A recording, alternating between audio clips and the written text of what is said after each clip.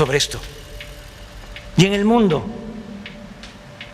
a eso me refiero cuando hablo de que es necesaria una revisión a fondo para que el periodismo sea lo más profesional posible, lo más cercano que se pueda a la gente y lo más distante al poder, esté quien esté en el poder y sea del país que sea.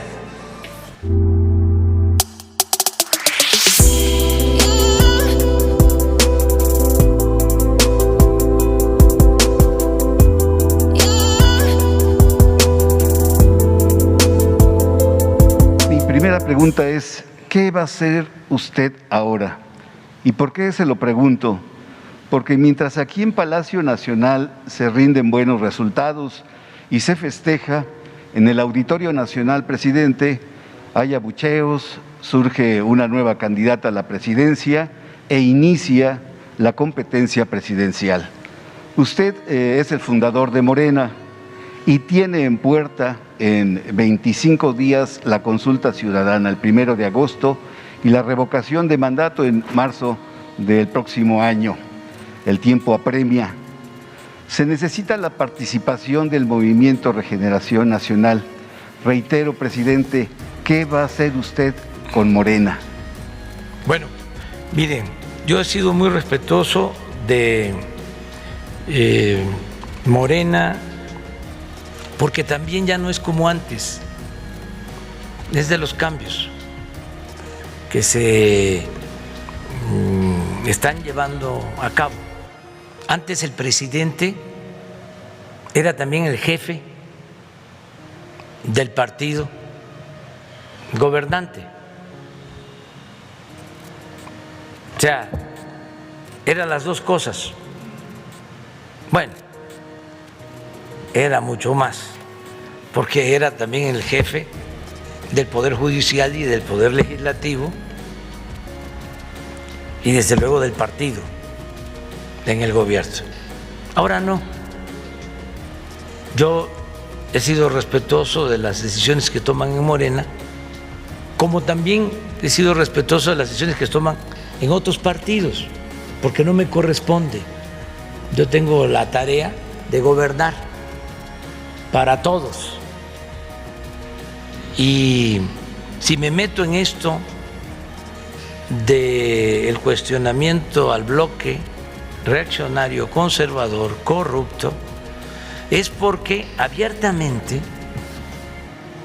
ellos se propusieron frenar el proceso de transformación por el cual llegué a la presidencia.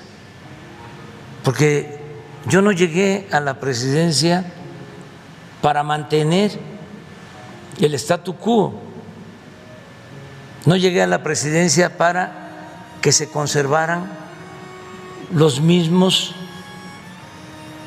grupos de intereses creados, que se mantuvieran los privilegios, para que el gobierno siguiera al servicio de una minoría.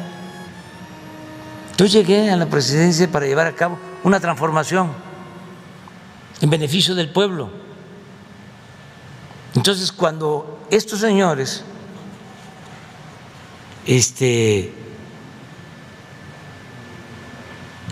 se sinceran, para decirlo elegantemente, y dicen,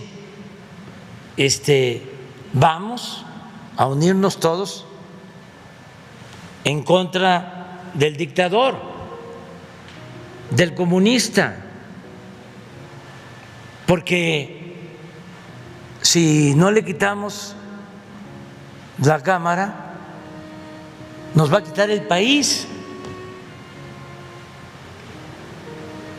Y en el fondo su propósito pues es dejar sin presupuesto a los pobres, a la gente más necesitada, que es la función básica de un gobierno democrático: atender a todos, escuchar a todos, pero darle preferencia a quien más lo necesita. Eso les molesta. Por eso hablo de que son clasistas y son racistas, y desde luego partidarios de la discriminación. Entonces, cuando ya se trata de eso, no es que yo utilizara dinero del presupuesto para ver, vamos a apoyar a Morena. No, que también en eso hay un cambio. No hubieron elecciones de Estado, como le hacían antes, pero hasta hace poco. Los reunía el presidente a los secretarios del gobierno. A ver, al doctor Narro se va de delegado al Estado de México. Ahí va. Lamentablemente el doctor Narro, que era secretario de Salud, antes rector de la UNAM, como matraquero del PRI, faltándole el respeto al doctor Narro y también él faltándose el respeto.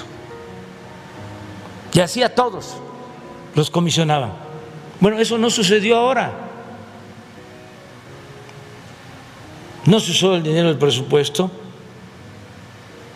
se cumplió con la veda electoral.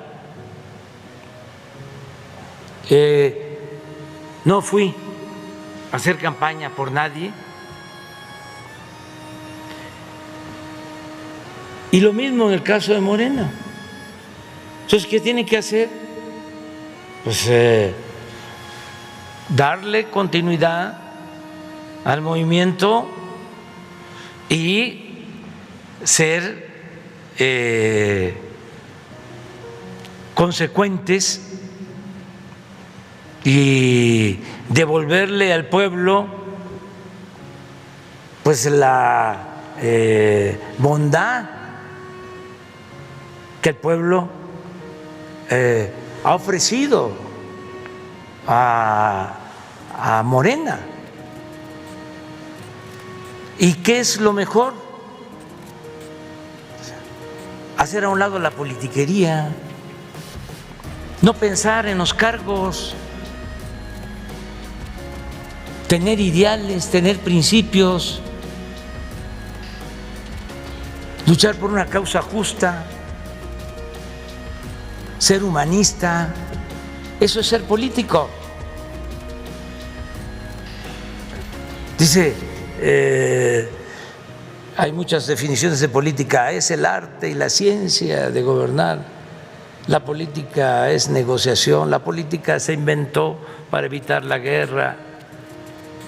La definición que más me gusta es: la política es hacer historia, y para eso hay que transformar y tener altura de miras. No estar pensando, a ver, ¿cómo me voy a colar? ¿Y cómo voy a obtener un cargo? Y peor que eso, ¿cómo me voy a enriquecer? ¿Cómo, después de venir de una familia humilde y de estudiar en escuela pública con el esfuerzo de nuestros padres, termino una carrera y empiezo a escalar sin escrúpulos morales de ninguna índole, me encaramo, llego hasta lo más alto del poder, y de vivir en una colonia de clase media, clase media baja, o una colonia popular, o en una unidad habitacional, me voy a vivir a Las Lomas con una residencia, y tengo departamento en Miami o en Nueva York. Eso era lo que prevalecía en nuestro país. Eso hay que cambiarlo. No es política ser corrupto, no es política utilizar el influyentismo, no es política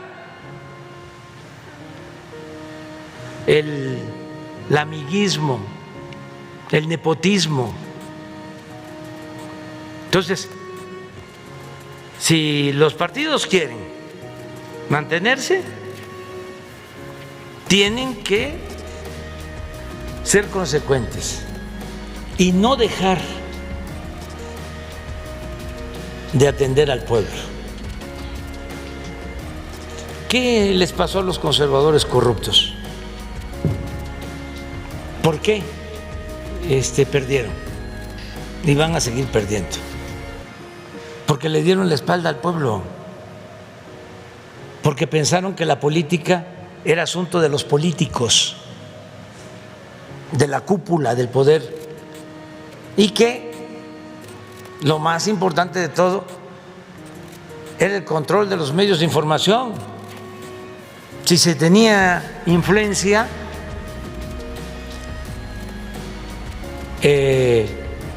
con los medios se podía sacar de la nada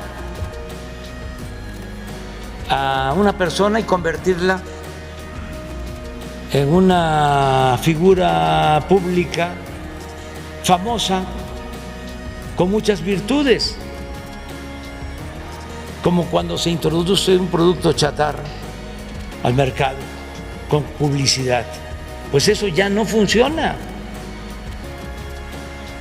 Ya entre menos se trabaje con la gente, menos posibilidad hay de salir adelante con el noble oficio de la política. No es despreciar la política, porque la política es tan limpia que ni los más sucios políticos han podido mancharla. Es un oficio noble, humano, pero no tiene nada que ver con las relaciones públicas, o solo con las relaciones públicas, o con el discurso, con la publicidad, con el colarse, con ser lambiscón, barbero. No, es trabajar para el pueblo sinceramente, con convicciones, con ideales, con principios. Un partido que no tiene esos objetivos, que no tiene esos ideales, en donde el pueblo no cuenta, no tiene ninguna posibilidad de desarrollarse, de crecer. Entonces, aquí no hay más que el pueblo. ¿Saben por qué aguantamos nosotros toda la andanada, toda esta guerra sucia? Porque estamos apoyados por el pueblo. Derrocaron a Madero y lo asesinaron los conservadores y la prensa vendida de ese entonces o alquilada, y los intelectuales orgánicos de entonces que se aliaron incluso con el embajador de Estados Unidos, el peor embajador que ha tenido Estados Unidos en México en toda la historia. ¿Por qué pudieron asesinar a un hombre bueno que quería la democracia para México? Porque Madero no pudo apoyarse en el pueblo. Si se hubiese puesto de acuerdo con Zapata, a lo mejor, y no era fácil, de todas maneras, se hubiese mantenido. Pero ¿qué hizo? Siendo un hombre bueno, se quedó sin base social y terminó entregado a los militares porfiristas que lo sacrificaron. Entonces, ¿cuál es la enseñanza mayor de esa historia? Hay que confiar en el pueblo.